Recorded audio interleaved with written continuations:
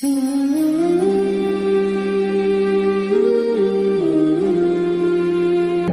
مدنی صلی اللہ علیہ وسلم نے جو دین دیا ہے یہ اپنی اخلاق کی بنیاد پر دیا ہے۔ آقا مدنی صلی اللہ علیہ وسلم نے دین کی اشاعت کی ہے تو وہ حق کی بنیاد پر کی ہے اور اپنے اخلاق کے ذریعے سے لوگوں کو دین کی طرف مرغوب کیا ہے، لوگوں کو دین کی طرف متوجہ کیا۔ اپنے اخلاق حسنہ کی بنیاد پر آقا مدنی صلی اللہ علیہ وسلم کے ایسے اعلیٰ درجے کے اخلاق تھے کہ لوگ اگر آج بھی غیر ایمان والے آقا مدنی صلی اللہ علیہ وسلم کے اخلاق حسنہ کو پڑھ لیتے ہیں، ان کی ہسٹری کو جان لیتے ہیں تو بلا سوچے سمجھے اسلام کے اندر داخل ہو جاتے ہیں، وہ آقا مدنی صلی اللہ علیہ وسلم کے دامن میں آ جاتے ہیں۔ آقا مدنی صلی اللہ علیہ وسلم کے کلمے کو پڑھ کر، جس کلمے کو آقا مدنی صلی اللہ علیہ وسلم لے کر آئے تھے، اس کلمے کو پڑھ کے ایمان کے اندر داخل ہو جاتے ہیں۔ آقا مدنی صلی اللہ علیہ وسلم کے ایسے اخلاق حسنہ ہے کہ جو بھی پڑھ لیتا ہے وہی آقا مدنی صلی اللہ علیہ وسلم کا دیوانہ ہو جاتا ہے۔ آج ہم نے آقا مدنی صلی اللہ علیہ وسلم کی سیرت کو پڑھا نہیں، جانا نہیں۔ آج ہم دین کا کام بھی کر رہے ہیں لیکن ہمیں دین کا کام کس طریقے سے کرنا ہے، دین کی اشاعت کیسے وجود میں آئے گی، اس چیز کے بارے میں ہم نے جانا نہیں، ورنہ ہم نے جاننے کی کوشش کی ہے۔ آقا مدنی صلی اللہ علیہ وسلم دین کی اشاعت ایسے فرماتے ہیں کہ آقا مدنی صلی اللہ علیہ وسلم اپنے اخلاق حسنہ لوگوں کے سامنے پیش کرتے ہیں۔ ایک عیسائی پادری ہے، وہ اسلام کے اندر داخل ہوا، اس نے دنیا بھر کی کتابوں کو پڑھا، جب اس سے معلوم کیا گیا کہ تو اسلام لانے پر کس چیز نے تجھے مجبور کیا ہے، تو اگرچہ دنیا کی کتابیں پڑھ چکا ہے، دیگر مذاہب کی کتابیں تو نے پڑھی ہے، لیکن جو تو اسلام کے اندر داخل ہوا تجھے کس چیز نے مجبور کیا کہ تو اسلام کے دامن کو تو نے تھام لیا ہے؟ اس نے کہا کہ میں نے سنا تھا کہ مسلمان جو ہے ان کا جو گرو ہے محمد صلی اللہ علیہ وسلم کہ انہوں نے اس تلوار کی بنیاد پر اسلام کو پھیلایا ہے، تلوار کی بنیاد پر اسلام پھیلا ہے۔ تو میں نے جب ان کی ہسٹری پڑھی اور ہسٹری میں جب میں نے جاننے کی کوشش کی تو سب سے پہلے میرے سامنے ایک واقعہ آ جاتا ہے۔ واقعہ کچھ اس طریقے سے یوں ہے کہ آقا مدنی صلی اللہ علیہ وسلم کے پاس ایک صاحب آتے ہیں اور وہ آ کے یہ کہتے ہیں کہ یا رسول اللہ میرا بچہ گم ہو گیا، میرا بچہ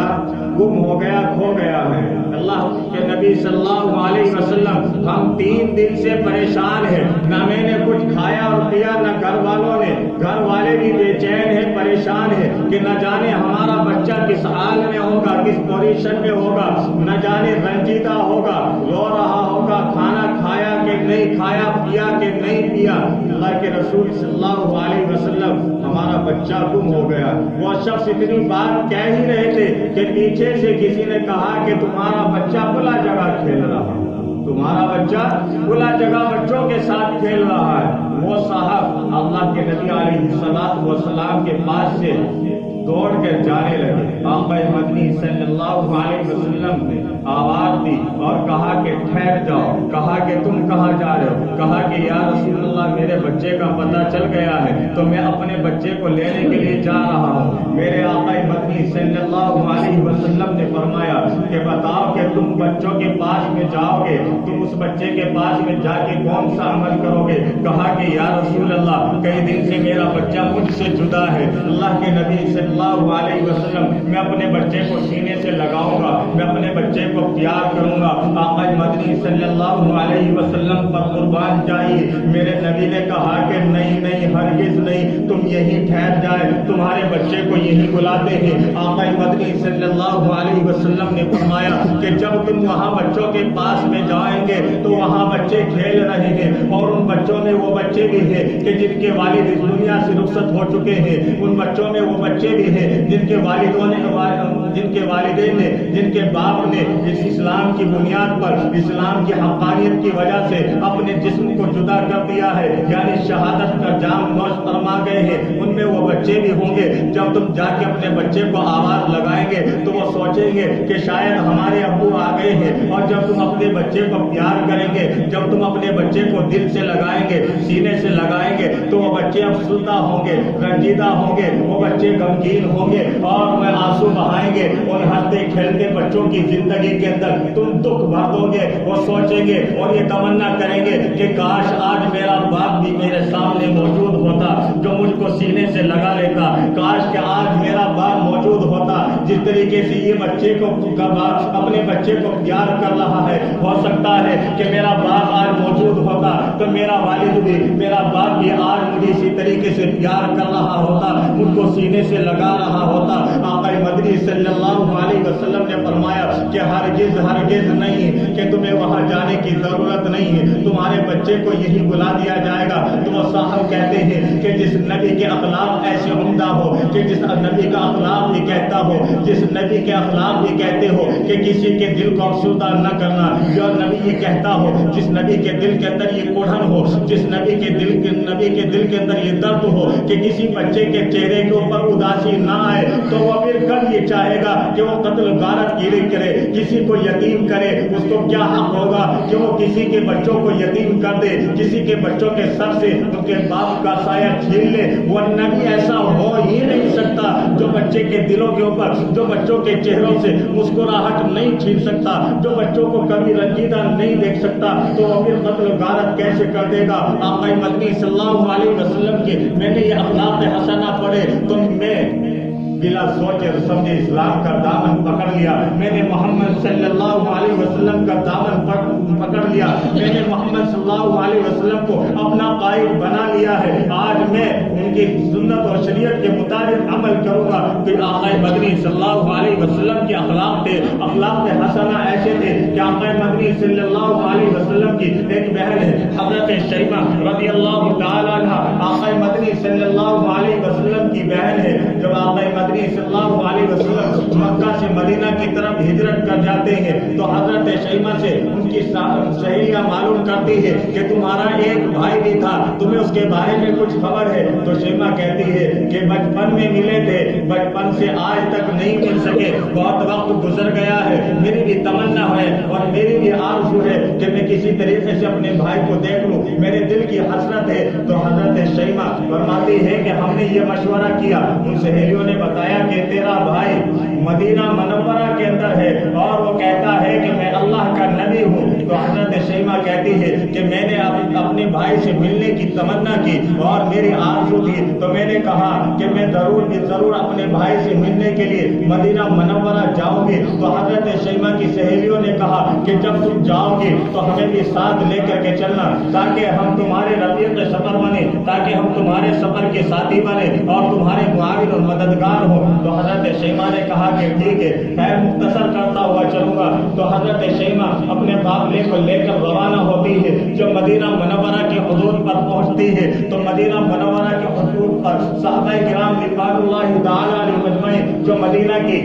حامی تھے، جو وہاں کی حفاظت کے لیے نگراں تھے، کھڑے ہوئے تھے۔ مدینہ منورہ کی حدود کی حفاظت کے لیے جو صحابہ کرام تعینات تھے، انہوں نے دیکھا کہ قافلہ دوڑا ہوا آ رہا ہے، بڑی تیزی کے ساتھ میں چلا ہوا آ رہا ہے۔ تو صحابہ کرام نے دیکھا کہ ان کا لباس مدینہ منورہ کی سے جدا گانا ہے، الگ ہے۔ تو صحابہ کرام اس قافلے کو روک دیتے ہیں اور کہتے ہیں کہ تم یہیں ٹھہر جاؤ، تم ایک لڑکی ہے جو بڑی ہی بے باک ہے۔ اور اس نے اپنی سواری سے نیچے اتر کے کہا کہ جاؤ، جا کر کے کہہ دو کہ تمہاری بہن شیمہ تم سے ملنے کے لیے آئی ہے، اگر تمہارا نبی ملنے کی اجازت دے تو ہم آ جائیں گے، ورنہ ہم یہی مدینہ منورہ کی چوکھٹ سے واپس لوٹ جائیں گے۔ صحابہ کرام آقا مدنی صلی اللہ علیہ وسلم کی بارگاہ میں یہ پیغام پہنچاتے ہیں۔ میرے نبی صلی اللہ علیہ وسلم جب حضرت شیمہ کا نام سنتے ہیں تو آنکھوں میں خوشی کے مارے آنسو چھلک اٹھتے ہیں۔ آقا مدنی صلی اللہ علیہ وسلم بیتاب ہو جاتے ہیں اور کہتے ہیں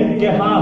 شیمہ میری بہن ہے، کہ اس کو بڑے اکرام کے ساتھ لایا جائے، کہیں دل آزاری کا معاملہ نہ کیا جائے، میری بہن کو بڑے ہی ادب اور احترام کے ساتھ ملایا جائے۔ آقا مدنی صلی اللہ علیہ وسلم گھرانے نبوت کے اندر آواز لگاتے ہیں اور کہتے ہیں صحابہ کرام رضوان اللہ تعالی علیہ اجمعین سے کہ مسجد نبوی کی صفائی کی جائے اور گھرانے نبوت سے چادریں آتی ہے، अच्छी अच्छी कालीनें बिछती है, जो भी उस वक्त का कपड़ा बेहतरीन था वो बिछाया जाता है अपनी बहन के इकराम के लिए। आका मदनी सल्लल्लाहु अलैहि वसल्लम के पास हजरत शीमा आ जाती है, उनका काफिला भी है। आका मदनी सल्लल्लाहु अलैहि वसल्लम उन औरतों को अलग बिठा देते हैं। आका मदनी सल्लल्लाहु अलैहि वसल्लम ने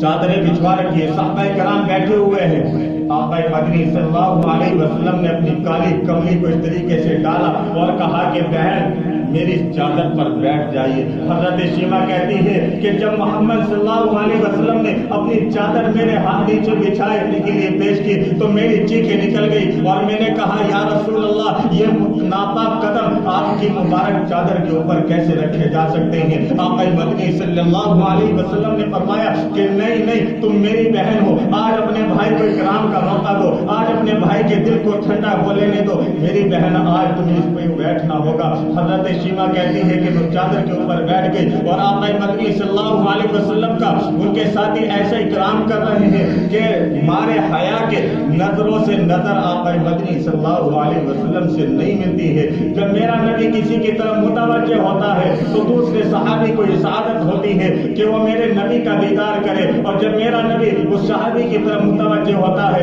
तो फिर दूसरे सहाबी को इस आदत नसीब होती है कि मेरे नबी का दीदार करे। मारे हया के आंखों से आंखें मिलाने की हिम्मत नहीं है। जो मैंने मकाम मोहम्मद सल्लल्लाहु अलैहि वसल्लम का देखा है, जो मैंने मकाम और मर्तबा अपने भाइयों का देखा है, मैंने वो किसी शहंशाहों के दरबार में नहीं देखा है। खैर मुख्तसर करता चलूंगा। क्या मैं मदनी सल्लल्लाहु अलैहि वसल्लम की बहन फरमाती है, कहा कि या रसूल अल्लाह, मैं आई तो थी अपने भाई से मिलने के लिए, मैं अपने भाई से मुलाकात करने के लिए, लेकिन दिल बेकरार हुआ जाता है, दिल बेचैन हुआ जाता है आपको मोहम्मद रसूलुल्लाह कहने के लिए। आका मदनी सल्लल्लाहु अलैहि वसल्लम के दामन में आ जाती है, कलिमा हक पढ़ के आका मदनी सल्लल्लाहु अलैहि वसल्लम उसको भी रुखसत करते हैं और कहते हैं कि अगर तू यहाँ रहना चाहती है तो मैं तेरे लिए खैमे का इंतजाम कर दूं, और अगर तुझे जाने की चाहत है तो तुझे जा सकती है, मैं तेरे लिए सवारी का इंतजाम कर दूं। आका मदनी सल्लल्लाहु अलैहि वसल्लम ने बहुत सारे तौबे और तहाइफ देकर अपनी बहन को रवाना किया, और जब रवाना होती है आका मदनी सल्लल्लाहु अलैहि वसल्लम की अखलाक और पहलू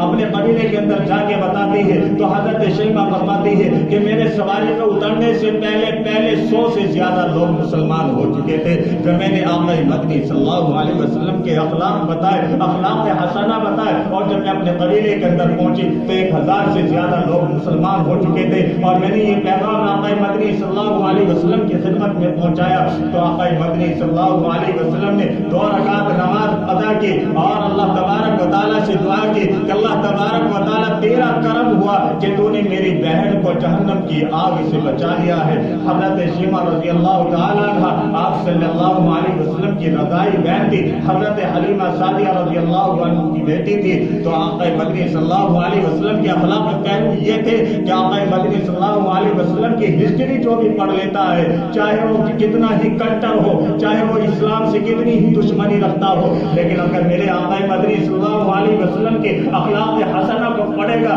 तो मुझे रब्बे काबा की कसम कामिल यकीन है कि वो जरूर के जरूर इस्लाम के दामन के अंदर आएगा। आज हमने आका मदनी सल्लल्लाहु अलैहि वसल्लम के अखलाक को जाना नहीं है कि आप सल्लल्लाहु अलैहि वसल्लम ने दीन की इशाअत किस तरीके से की, अखलाक हसना की बुनियाद पर की है। लेकिन आज हमारा रवैया क्या है कि आज हम समझते हैं कि आका मदनी सल्लल्लाहु अलैहि वसल्लम अपने बच्चों से किस कदर प्यार करते थे, उन यतीमों की कैसी परवरिश करते थे, किस तरीके से उनको शफकत की नजरों से देखते थे, सीनों से लगाते थे। आका मदनी सल्लल्लाहु अलैहि वसल्लम बच्चों को सीने से लगाते थे तो कलेजा ठंडा हो जाया करता था। वो बच्चे नौनिहाल बच्चे कलमा हक पढ़कर इस्लाम के अंदर दाखिल हो जाया करते थे। या आका मदनी सल्लल्लाहु अलैहि वसल्लम के अखलाक थे। लेकिन आज हमारे अखलाक कहाँ गए हैं? आज हम समझ रहे हैं कि हम दीन का काम कर रहे हैं। मेरे भाइयों, दीन के लिए मेहनतें करनी पड़ती है, मुशक्कतें उठानी पड़ती है, मुजाहिदे को इख्तियार करना पड़ता है। आका मदनी सल्लल्लाहु अलैहि वसल्लम के अखलाक जब तक हमारी जिंदगी के अंदर नहीं आएंगे,